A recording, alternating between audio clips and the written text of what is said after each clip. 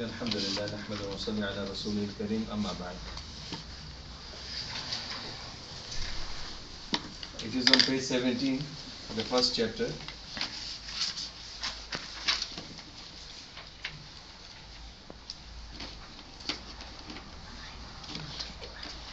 The reason why we have to learn the Aqidah, I was explaining even in my khutbahs before, that if our Aqidah is not correct, if our Aqidah is incorrect, then Allah subhanahu wa ta'ala will not accept our Salah, Siyam, Hajj and Zakah.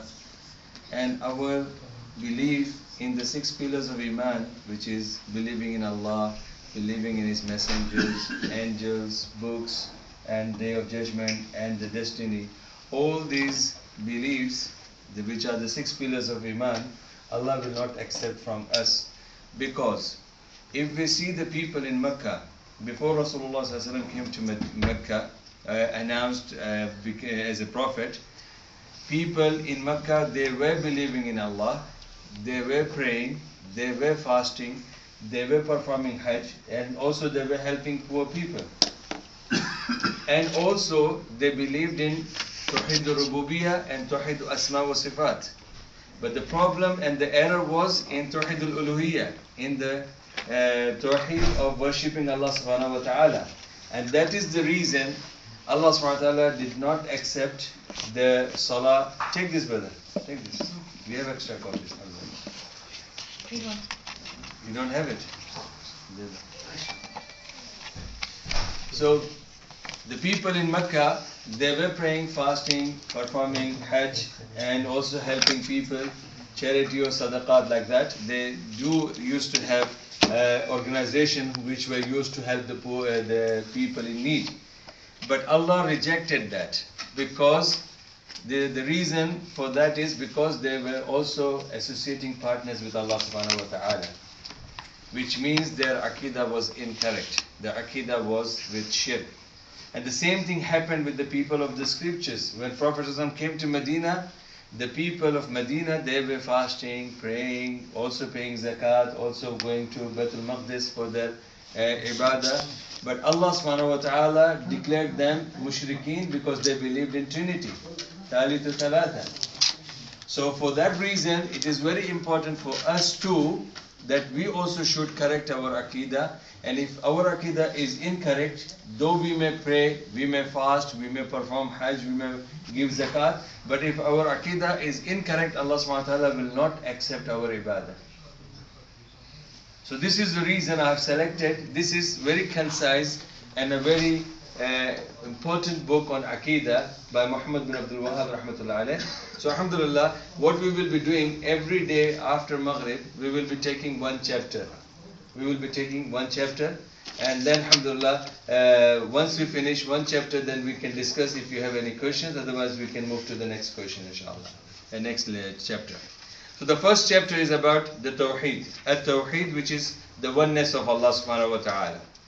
Now when we talk about the oneness of Allah subhanahu wa ta'ala, first the best way to learn a book, we have to understand the material that has been used by any author. Any book that you read, first you should know what the material has been used by the author. Once you have understood that, then it is very easy for you to understand the title of this chapter. And now here Shaykh Muhammad bin Abdul Wahhab has brought the first verse, which is from Surah Al-Dhariyat, and that is chapter 1 and the verse is 56. It says, وَمَا خَلَقْتُ الْجِنَّ وَالْإِنسَ إِلَّا لِيَعْبُدُونَ. And I, referring to himself, Allah, created not the jinns and men except they should worship me alone.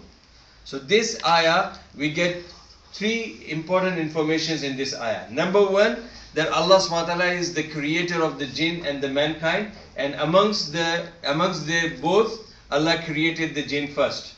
And that we know that the shaitan was amongst the jinn, and before Allah created Adam, shaitan was still there. So Allah created jinn first, then Allah created the ins. And the second ayah, the second information we get from this ayah is that the Allah subhanahu wa ta'ala has created all the mankind and jinn to worship Him. So our purpose is worshipping Allah subhanahu wa ta'ala. Our purpose of creation is worshipping Allah subhanahu wa ta'ala. And the third very important point to understand that the way we live in this dunya, the life that we live from the birth till the death, that everything of it is counted as ibadah. Not only salah, siyam, hajj and zakah. Because see, if that is the case, then what are we going to say when we are making efforts to earn halal rizq? Is that not ibadah? It is ibadah. And that is the purpose of, if you earn halal means, if you have halal earning, then only Allah will accept your zakat and charity. If you give zakat and charity from alcohol business, Allah will not accept it. So this is livelihood, one example that a person when he is working, that working is also becomes ibadah. So ibadah is not only limited to salah, siyam, hajj and zakah. It means the whole life is devoted to Allah subhanahu wa ta'ala is known as ibadah. And that is the reason Allah created us. So first ayah is that Allah created the jinn and man, and He created the jinn first, then He created the man, and the third means that Allah created us to worship Him.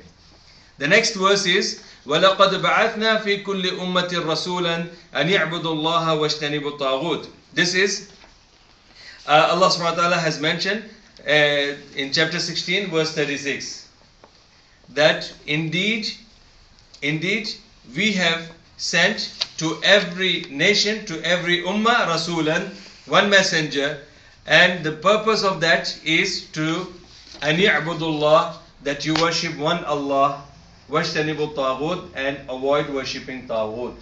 So here this ayah is giving us the explanation of the ibadah.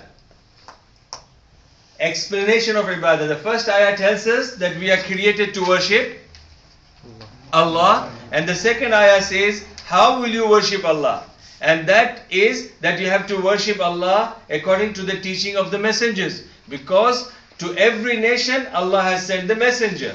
Why He sent the messenger? To teach them that how they should be worshipping. And how they should be worshipping? They should be worshipping only one Allah, and they have to avoid worshipping of taghut.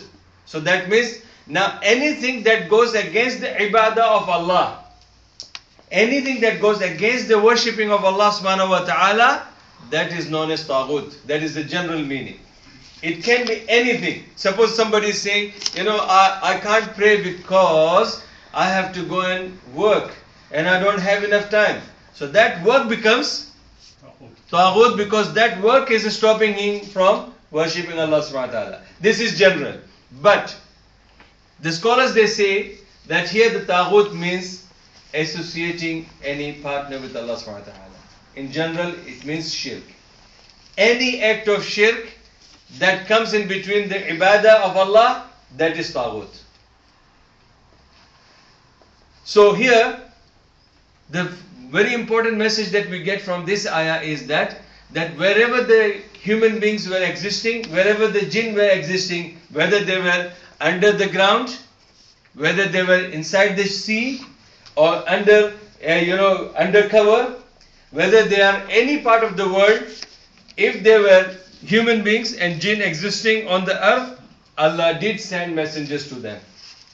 Nobody can say that no, that person cannot be judged for Jannah or Jahannam because he didn't receive the message. No, Allah did send the message through the people, through the messengers to every nation. Because here the word says, وَلَقَدْ بَعَثْنَا فِي كُلِّ أُمَّةٍ. And indeed we have sent فِي كُلِّ, to every nation, ummatan. And the word is common noun here. Ummah means generally any place where the ummah were existing, Allah did send the messengers to them. And the message was also one, common message. That is to worship one Allah and avoid worshipping taghut. So the message of Adam alayhi salam, the message of Nuh alayhi salam, the message of Salih alayhi salam, the message of Hud alayhi salam, the message of Ibrahim alayhi salam, Yahya, Musa, Zakaria alayhim salatu salam, all the prophets and messengers of Allah, they came with the same common message, and that is to worship one Allah and avoid worshipping Taghut. The third ayah, which is again in Surah Al-Isra, chapter 17, and the verses are 23 and 24. وَقَضَى رَبُّكَ أَلَّا تَعْبُدُوا إِلَّا إِيَّاهُ وَبِالْوَالِدَيْنِ إِحْسَانًا. Then it continues. But here the main point is Allah in this ayah reminds us of two rights. One is the right that is for Allah, and the one is the right that is for the human beings. And amongst the human beings, the rights of parents come first. Allah says, وَقَضَى رَبُّكَ أَلَّا تَعْبُدُوا إِلَّا إِيَّاهُ. Allah's right is that you have to worship only Allah alone. And human beings' rights are that you have to be obedient to your parents. Are you with me? Yeah. So all these three verses, we'll stop here now, so to understand properly. All these three verses tell us what? That we are created to worship Allah. And our ibadah, worshipping of Allah cannot be accepted by Allah if it is done by ourselves. It has to be through the messengers, because that's why Allah sent the messengers. And the third reason is that Allah will not accept our ibadah if it is mixed with taghut. Allah will not accept our ibadah if it is mixed with taghut. Allah will only accept our ibadah if we worship Allah alone, separating the taghut from it. And the fourth and important issue here is that there are two rights. One is the right of Allah, and the second is the right of human beings. The right of Allah is that the slave and the servant of Allah should worship Allah subhanahu wa ta'ala without associating any partner with Him. And the right of the human beings, amongst them, the first is the right of the parents. First right is the rights of the parents, and Allah subhanahu wa ta'ala mentions in this verse, including the right, His right, He brings the right of the parents just after that. Could you use the hadith where the Prophet ﷺ said that the right of Allah is that you worship Him alone, and the right upon the slave is that Allah will enter him to Jannah? Yes, this is the next hadith on the next page. Alhamdulillah. Okay, so we stop here inshallah, and tomorrow we'll continue with this, because I don't want to burden with you, because every day I'll be coming, so we can take little bit of it, and alhamdulillah we can learn and go through over it inshallah. Jazakallah khair. Barakallah. Alhamdulillah Rabbil Alameen.